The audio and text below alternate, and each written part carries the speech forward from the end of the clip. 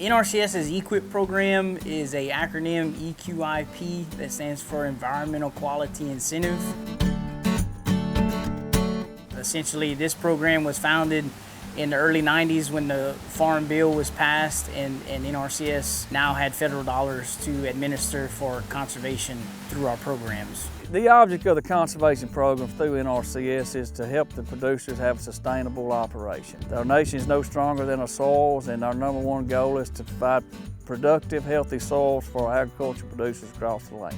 In Louisiana, we often refer to our EQIP program as a cost-share program. What that basically means is that we have funds that we can administer through a contract that you as a producer agree to do the practices. And once the practice is complete, you get the set amount of money that's in that contract.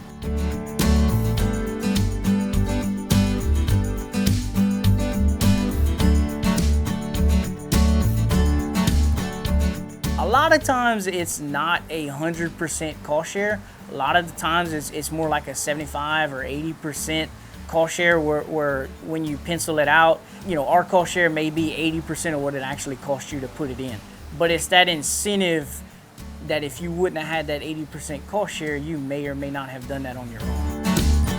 NRCS's number one goal is technical assistance. We are considered the technical experts in our field of agriculture, especially when it comes to grazing. So we're looking at grazing management, water development, forage quality, health, and animal health. But on top of that, with the EQIP program, NRCS provides not only the technical assistance, but financial assistance to implement these practices. That's what we're looking for as producers, is the technical assistance. We need the technical help. We know what we want to accomplish.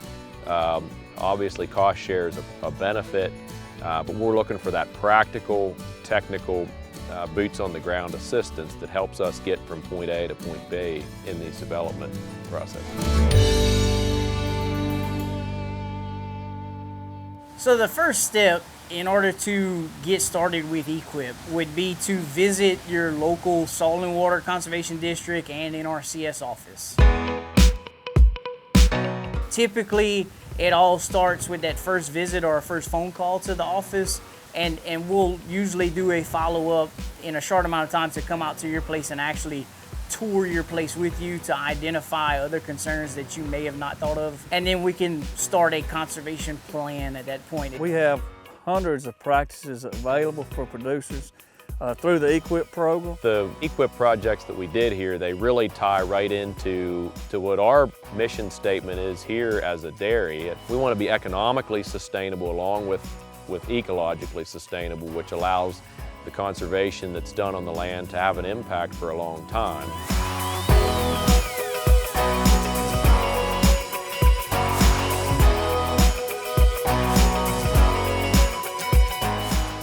By cost sharing the development of these infrastructures really helped our capital investment dollar go farther to other things. We didn't have to put as much out-of-pocket funds into the development of the conservation practices. Those cost benefits just continue to multiply year over year, which makes the long-term sustainability really a beautiful thing that comes with these EQIP practices.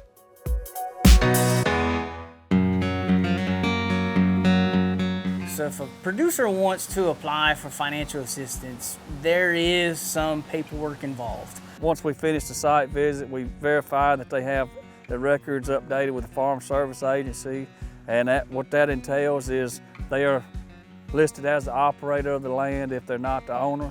Complete the adjusted gross income forms, the 902 FSA eligibility forms, and then we move forward. It all starts with FSA, the Farm Service Agency, getting your farm and track recognized and in the system as a farm number and a track number.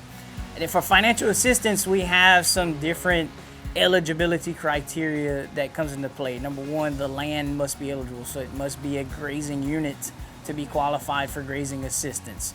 Number two, the personal eligibility factors come into play, which each one of our offices can help work you through that particular eligibility that will be required. We have a couple of different subcategories.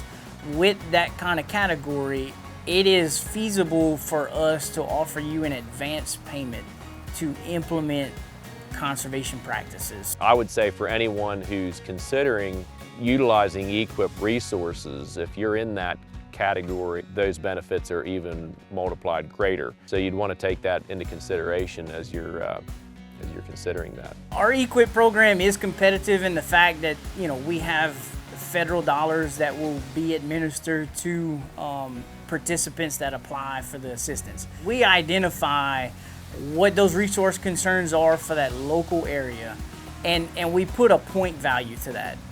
So for instance, if you're in a local area where the resource concern is more weighted for soil erosion, and your application is to address soil erosion, it's more likely that you'll be in the top portion to get picked for funding because you're addressing that identified resource concern. And that identified resource concern really comes from the local level in that local community, that they identify that to NRCS, and then we work that into our system to make it unique for that particular area.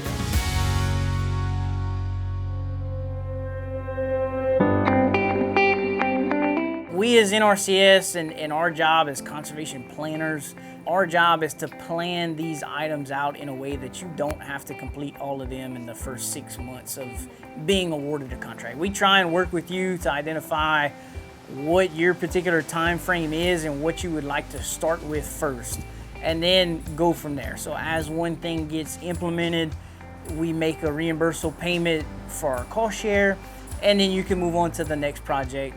But typically 3 to 6 years is a good average time frame of how long a typical contract should last. From our perspective, the process of working with NRCS was very smooth. Obviously, a producer's going to work with his local district office. We've been fortunate to be able to work with Jason and his team through the whole thing. When practices are installed, we have to go check that practice out. We have to make sure that it meets our standard and specifications that were outlined to you in the contract in order to receive payment. All of our practices have what we call a lifespan. It's just the fact that we engineer these practices to be designed to last the length of that lifespan. Once a contract is completed, all the practices are implemented on the farm. NRCS basically walks away unless you have another concern for us that we can help you with. But at the end of the day, you implement the contract, it's your place, those are your practices, and we are there for support after that if you need us, or if new concerns arise, we can come in and address different concerns on your land.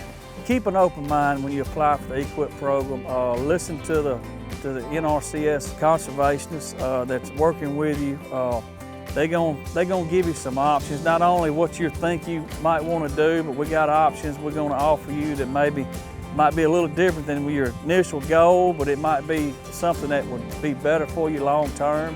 If there's a concern that you have, or you're just interested in just a little bit of technical assistance, whether it be a grazing plan to know, what should your stocking rate be? Maybe that's something you haven't thought about before. NRCS is a one-stop shop that can help you with the technical, or we can combine that with the financial assistance to help cost share some of these practices.